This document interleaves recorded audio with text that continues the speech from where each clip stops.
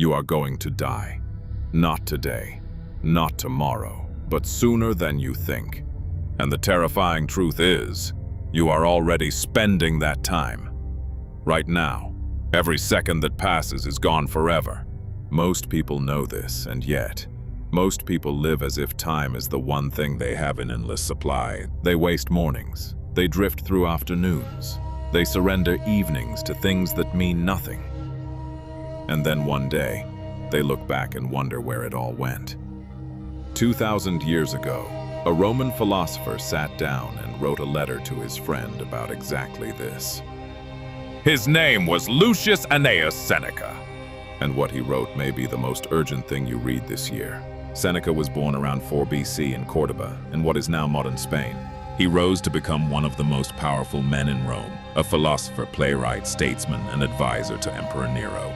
He was enormously wealthy, enormously influential, and yet, Seneca spent his entire life obsessed with one question. Why do people waste the only thing that truly cannot be replaced? He wrote about time more than almost any other philosopher in history. His letters and essays return to it again and again, with a quiet urgency that still leaps off the page today. Because Seneca understood something most of us refuse to accept. We do not have a shortage of time. We have a shortage of intention. Seneca's most famous work is a short essay called On the Shortness of Life. It begins with one of the most striking lines in all of ancient literature. It is not that we have a short time to live, but that we waste a great deal of it. Read that again. It is not that we have a short time to live. We waste a great deal of it. Seneca argued something radical for his time and ours. Life is not short. Life is actually enormously long, if you choose to use it fully. Think about all the hours in a single day. Now, multiply that by a year, by a decade, by a lifetime. The number is staggering. And yet most people hand those hours away without a second thought.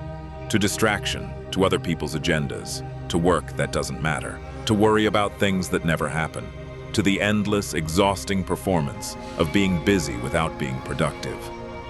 Seneca wrote, "People are frugal in guarding their personal property, but as soon as it comes to squandering time, they are most wasteful of the one thing in which it is right to be stingy." We guard our money carefully. We guard our possessions carefully. But our time, the only thing we can never get back, we give away freely to anyone who asks. Seneca observed something about human nature that is just as true today as it was in ancient Rome. Most people are not living their lives. They are postponing them.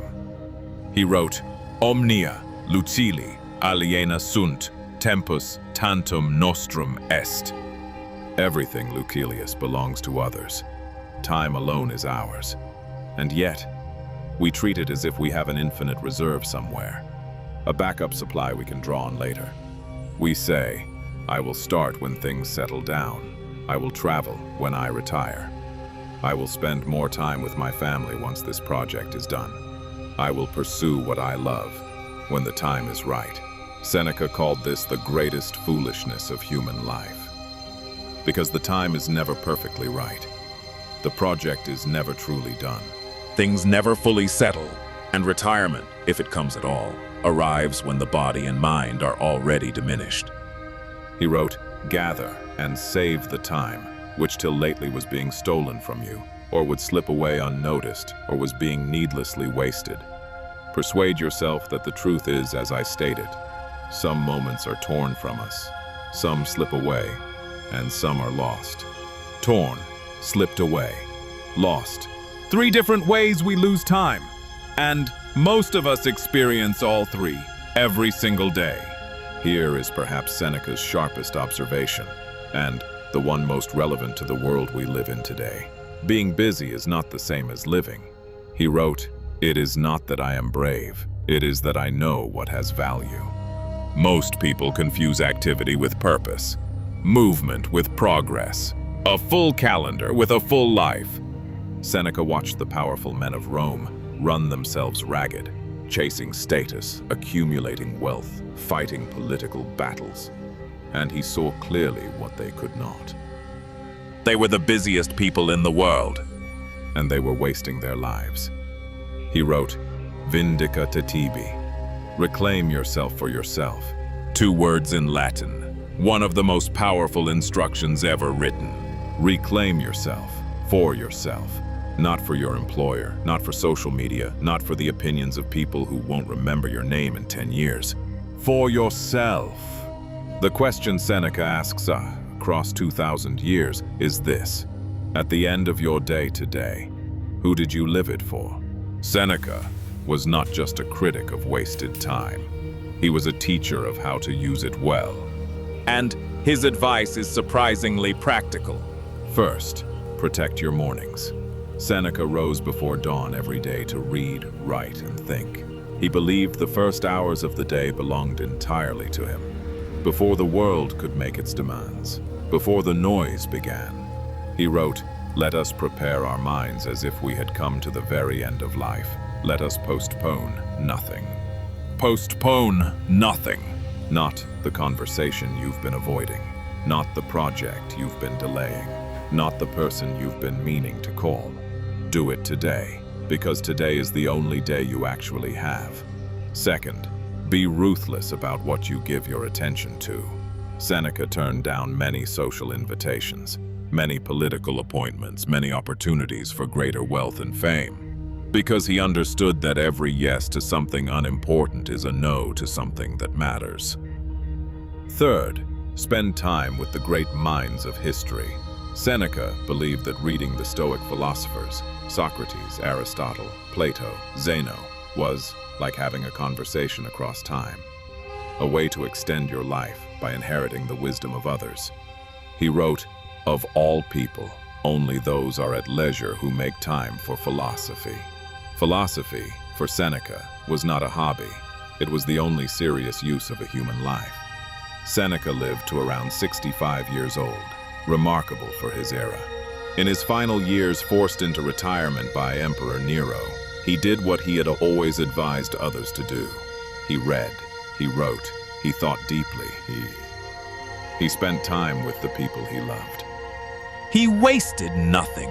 And when Nero eventually ordered his death, Seneca faced it with the calm of a man who had truly lived. He had no unfinished business with life, because he had never postponed it. So here is what Seneca asks of you today. Look at yesterday. How much of it was truly yours? How much did you give to distraction, to busyness, to other people's priorities? Now, look at today. It is still here, unspent, unwritten. Seneca wrote, "Begin at once to live, and count each separate day as a separate life." Each day, a separate life. Not a rehearsal, not a warm-up, not a stepping stone to the life you'll live later. This is it. The time you have is the time you have. Use it like Seneca did, with intention, with focus, and with the quiet understanding that no moment, once spent, ever comes back. If this video gave you something to think about, share it with someone who needs to hear it. Subscribe for more wisdom like this every week. And remember what Seneca wrote to his friend Lucilius, in a letter that has survived 2,000 years to reach you today. Omnia aliena sunt, tempus tantum nostrum est. Everything else belongs to others. Time alone is ours.